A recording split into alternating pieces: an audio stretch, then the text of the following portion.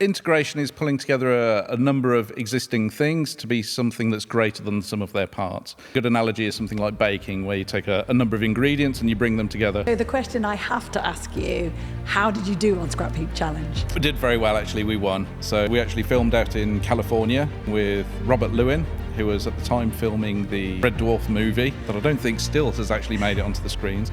But yeah.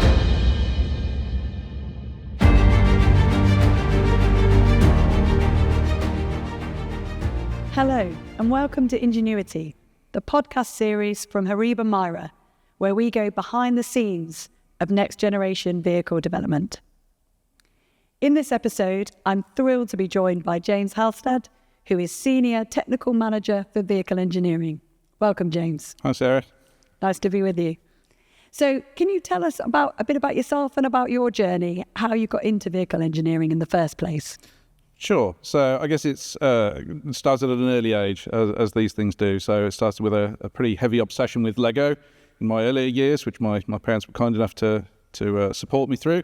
And that developed into motorbikes and cars in later years, and radio-controlled aeroplanes, and all things kind of technical and automotive and transporty. So we lived out in a village relatively close to Gaydon, and I started my career, left school and went into an automotive dealership.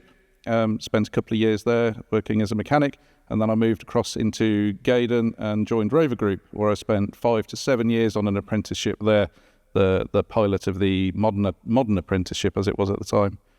This gave me great experience at the automotive industry, so I got to work in production lines, advanced engineering centres.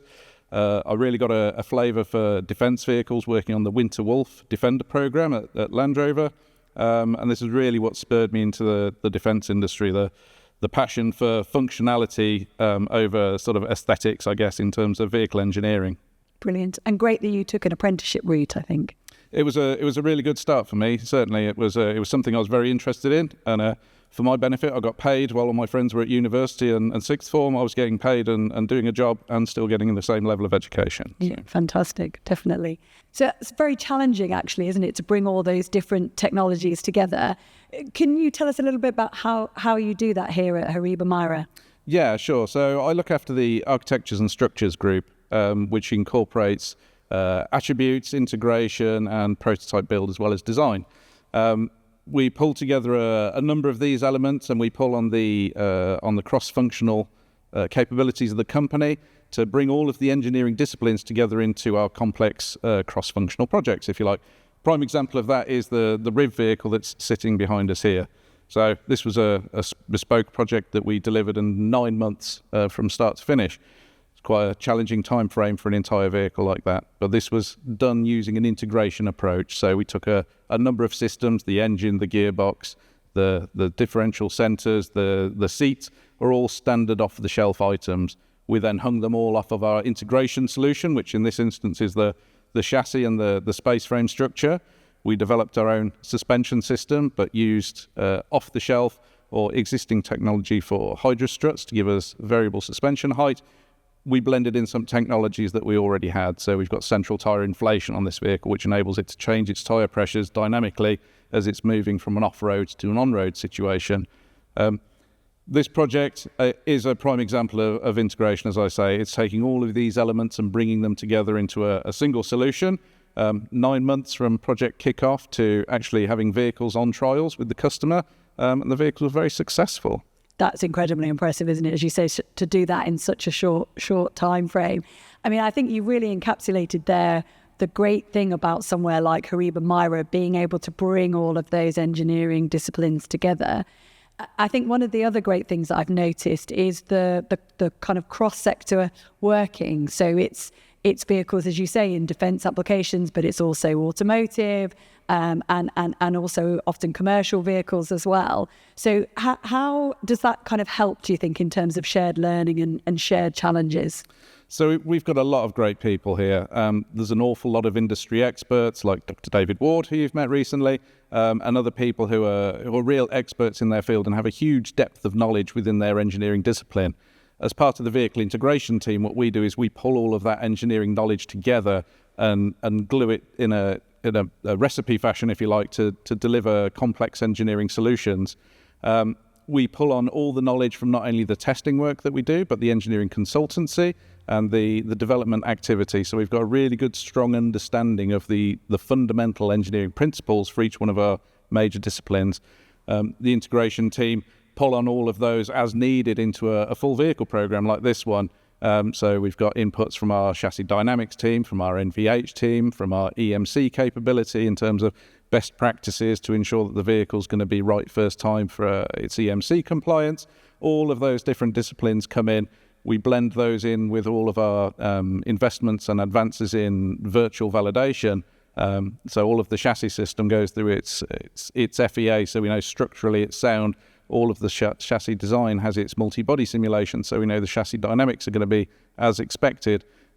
It's run over our virtual proving ground. We do virtual durability on it, so we know before the product is even built that it's going to be hitting the mark from the customer's requirements point of view for its longevity, its performance characteristics, its compliance against legal requirements, etc., etc. And that's so important, isn't it? That's that kind of saving time, but also saving money and ultimately removing carbon from that development cycle as well. Absolutely. So we've done a lot of work with the startup industries over the last 7 years to a decade, I guess. There's a lot of really valuable lessons learnt there for us where we are compressing traditional engineering timeframes, 7 years to 10 years for a traditional vehicle program development start to finish. Compress that down to 5. We're now down to, we can turn it around in about 2.5 years. What we're really looking to do is bring that knowledge and that understanding that we've gained from the commercial industry across into the defence world, where it's now really needed to start accelerating our capabilities in terms of vehicle advancements and technology integration. The automotive industry has seen a huge revolution in terms of electrification. That's going to be needed within the defence sector now, as well as we're getting into C4 I-STAR requirements onto vehicles, command and control. It's all taking a lot more power. We're now seeing a new revolution into directed energy weapon systems. Energy is going to be key. As we blend that in with hybrid powertrain systems and electric traction systems, we've got more options to be able to spread this energy, manage it cleverly within the vehicle systems, and enable all of these enhanced levels of functionality to be realised in a modern vehicle. Brilliant. I was going to ask you, you've touched on there some of the challenges that are actually specific to the defence sector at the moment. I'm guessing that electrification is one of those big challenges. It certainly is, yeah. So most defence vehicles at the moment are very traditional in terms they have an internal combustion engine with a gearbox and mechanical prop shafts. Through the civilian world and the automotive sector, we've seen huge leaps and bounds in terms of electrification technologies and how they've been brought into the forefront of automotive technology, including now things like drive-by-wire systems. So drive-by-wire throttle has been around for a very long time, but we're now looking at drive-by-wire braking systems and drive-by-wire steering systems, which is a whole new realm of unknowns and risks to be managed and engineering opportunities. So we can now tweak the steering feel of a vehicle at high speed to give it a lower rate. There's all sorts of clever things that we can do. Those challenges and opportunities are now transitioning across into defence world, and we need to ensure that we're delivering robust solutions that are going to be ready for the battlefront and ready for our forces to use in anger, that are going to deliver them reliability, but also the enhanced levels of functionality that are needed. So working across sectors, what are the shared challenges that you see with applications like in defence, automotive and commercial? So there are some key challenges for sure. So the rapid development in technology within the automotive sector and the defence sector is now outstripping the kind of standards and the control measures that were put in place. So for defence, there's a raft of defence standards that we usually have to comply to for vehicle development. A lot of these now don't align with the technologies that are available and the technologies that are going to be available in the near future. On the civilian side, we're already seeing, as I mentioned, drive-by-wire systems, the steering and braking systems. Currently, legislation isn't set up to legislate correctly those types of systems. So the OEMs are having to interpret the legislation to a certain level to enable them to be able to start pushing this technology forward. So we're now at the point where the legislation, the controls that were put in to ensure that everything was safe, they're now no longer keeping up with the technology developments and the demands of the marketplace. And we play a really important role, don't we, as HORIBA MIRA in terms of developing new standards and bringing the industry together? Absolutely, and trying to do that in a robust way that ensures that we're still developing systems and technologies rapidly, but that they're robust and we understand them.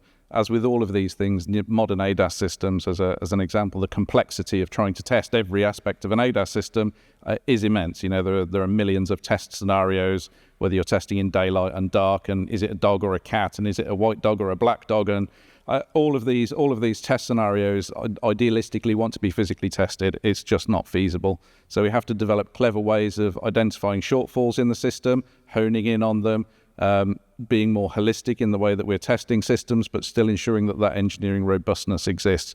We've developed a lot of different methodologies and technologies to be able to assist us in doing this, and we're trying to assist in OEMs and manufacturers bringing those systems to market with the level of robustness that's needed to give them the confidence to put them onto the public roads. Yeah, definitely. And how are we particularly addressing the needs of the defence sector? So for defence, we're looking very heavily now into elements of cybersecurity, vehicle resilience, all of these new aspects that defence are going to need to pick up on.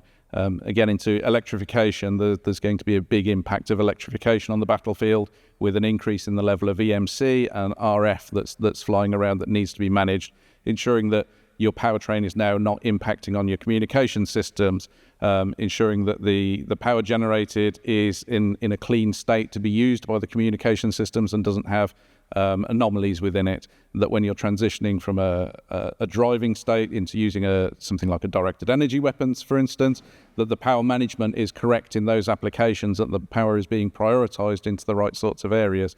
There are all different challenges that we're looking at in terms of how to cleverly overcome these obstacles and enable a better solution for our forces on the front line to be using ultimately. So.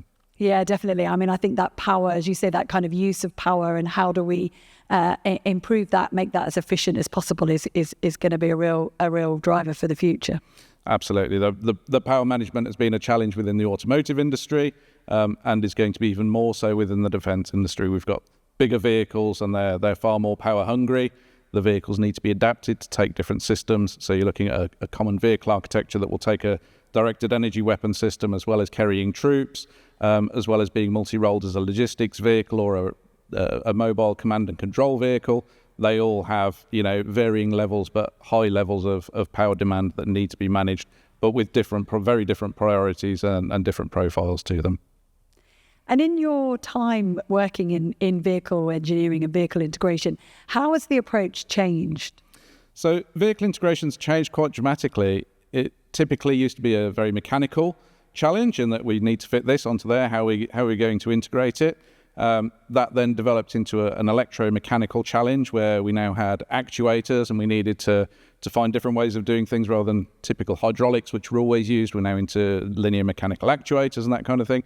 And we've gone beyond that now into software. So the software is by far the biggest challenge for integration.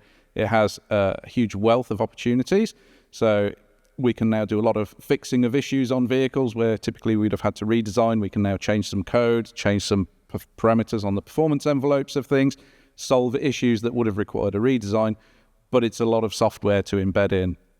There are mechanisms there within the civilian world for over-the-air updates and direct connection to vehicles via Wi-Fi or 5G networks to enable on-the-fly fixes to be implemented, if you like.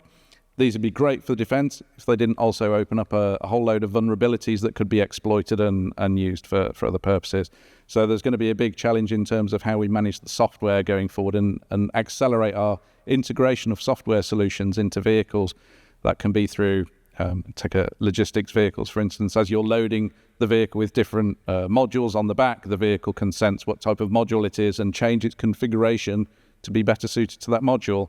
It can also be as personnel are loaded in and out of a vehicle. It will monitor the onboard power, for instance, of a soldier and what his battery charge levels are like, charge him up over somebody who's come on who's got a full charge. So it's all going to be about software integration and the clever use of power sharing and system availability. I was going to say, it's really clever stuff, isn't it? When you talk about it in those terms, it's incredible what we can do. It is. And it's all hinging around the clever software. The technology's been there for a while now. We've got robust means of hybridization and drive systems. And we're still really only scratching the surface of how we really exploit that to the best possible capability. And so if you've got a crystal ball and you're looking into it, what's the future hold in terms of what's the direction of travel for some of these new trends? It's really difficult, to be honest. We've invested heavily in new technology here. So we've got our new driver in motion simulator, which enables us to put a human in the loop of vehicle development. So we can put a human in a virtual vehicle. The human feels like they're driving a physical vehicle, but it's a virtual vehicle in a virtual environment. We can blend that to go back into the physical. So the driver can be driving the vehicle in a virtual environment, and that vehicle is linked to a physical powertrain or propulsion system that's on test in one of the dyno chambers, for instance. So the driver can be going through different scenarios, whether it be, off-road to on-road transition driving, an off-road scenario, some sort of operational requirement that we've got that we want to see if the vehicle can perform to. Before that vehicle's even built, we can test that and validate if that's possible or not. If we've got elements of the powertrain or the propulsion system available to us, we can plug those in to that virtual validation and do the physical validation of that piece of hardware using the virtual human inputs, or the real human inputs, but through the virtual models. The boundaries between virtual and physical world, digital twins, physical validation are really starting to be blurred now. And as I say, I think we're really only scratching the surface of the capabilities of some of this capability now. Yeah, definitely. I mean, I guess if we know one thing, we know that it's going to get more complex. As you say, there's going to be more software involved. There's going to be more opportunity to engineer these vehicles, exactly to the purpose that they're there for.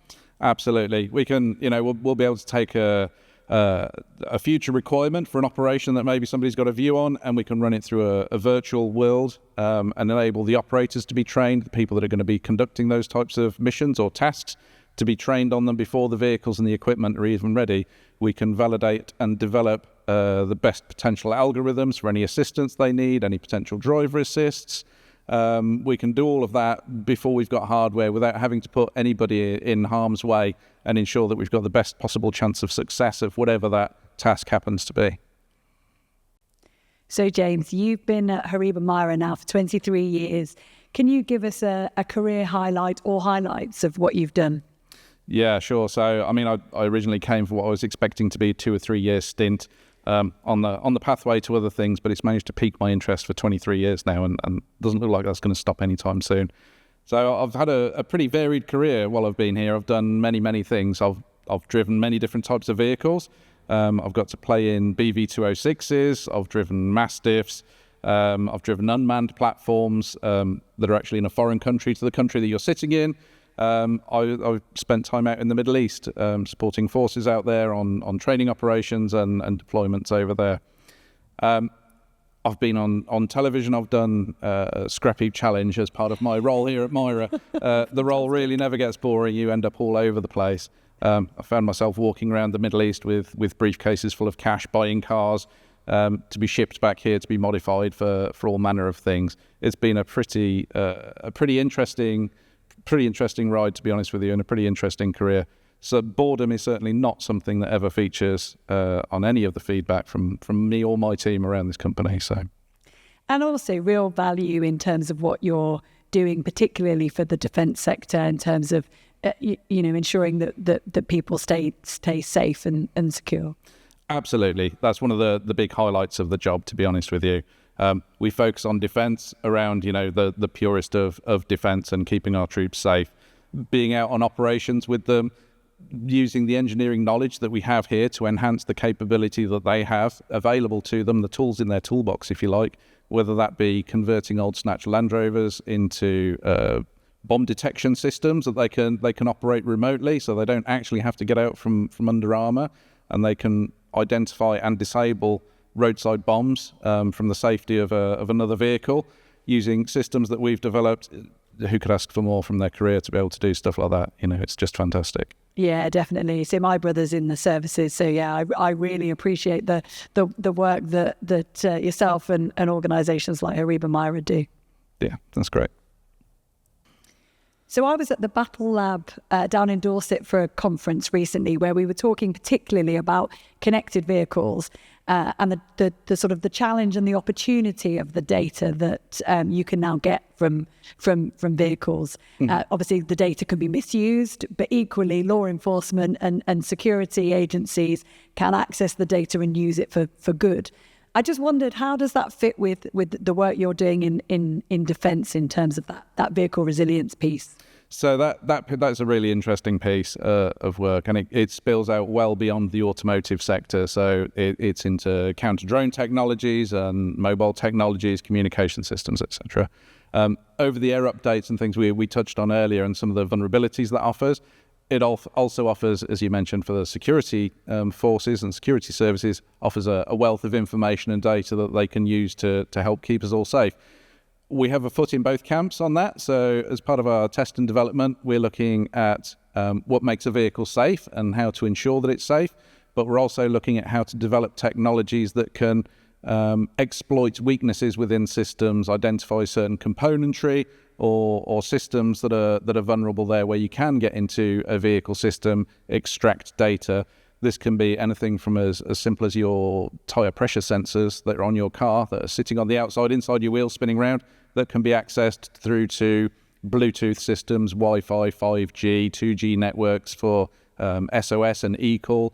All of these systems on the vehicles, and they all have levels of safety compliance that we feed into through ISO 26262, our vehicle resilience, our cybersecurity, EMC. All of these kind of engineering disciplines pull together to both exploit and enhance those levels of capabilities. So it's a really interesting field, and it's going to become more and more prevalent as data management, AI, the ability of AI to interpret big data and take in an awful lot of information and make informed decisions and pinpoint anomalies. It's going to be really important going forward. There's a lot of good uses on a vehicle for it as well. For instance, predictive maintenance. For the defence industry, we've got a lot of vehicles. They all need an awful lot of maintenance. It's going to be a lot easier if we're not maintaining vehicles that don't need to be maintained, or changing components that don't need to be changed just because it's on the service schedule, for instance.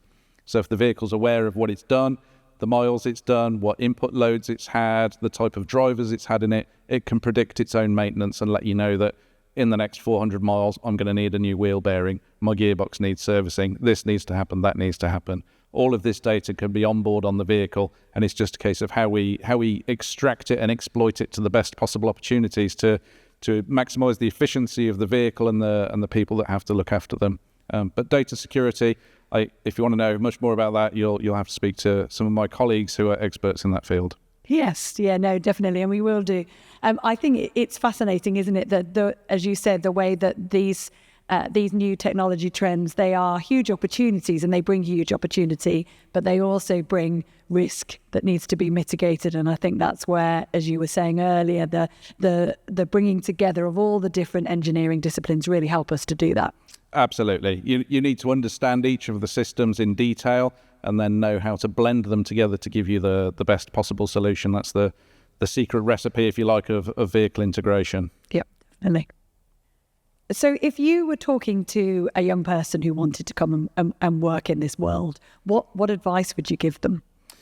So I found my own route in really good, actually, and reflecting now in kind of my later years of my career back, I still firmly believe it's one of the best routes into engineering. So taking an apprenticeship route, coming in, being paid to educate and learn within the industry, getting that hands-on experience, I feel is a really valuable thing.